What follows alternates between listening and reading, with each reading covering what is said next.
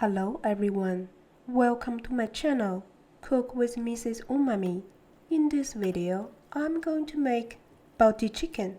I will also show you an easy way to make a pilau rice by using a rice cooker. Let's make the pilau rice first. Prepare 2 cups of Basmati rice. Then I will prepare the fluid going to the rice maker later. Add some vegetable oil to the saucepan. Keep the temperature at medium heat, then add a small cinnamon stick,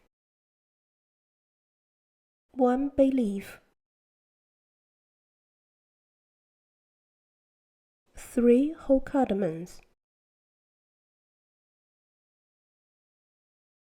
a little curry powder,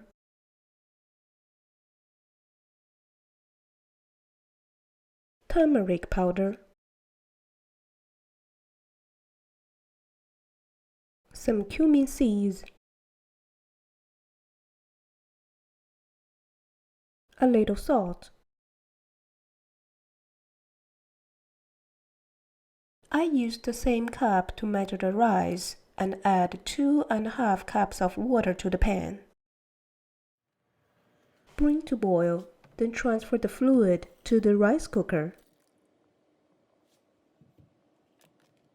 While waiting for the rice to be ready, let's make the Balti chicken. I will mix some spices first. Some paprika powder, cayenne powder, turmeric powder, Garam Masala powder, ground coriander or cilantro, cumin powder, a little fenugreek leaves. Now we are ready to cook the Balti chicken. Keep the temperature at medium heat and add some vegetable oil to the pan. Add a chopped yellow onion first. After the onion is caramelized, add a little salt. Add some minced garlic, minced ginger as well, some canned tomato. Mix them well. After the texture is soft, add the chicken thigh or chicken breast. Keep stirring. After the chicken changed the color, add the spices mixed before. Mix them well, then add a little salt, 1 fresh chili, a little fenugreek leaves,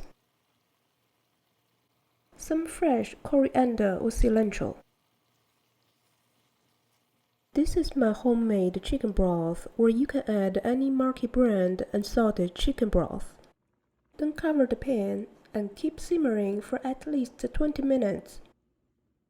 I prefer to have a thicker gravy, so remove the lid and cook longer. Let's do the calculation.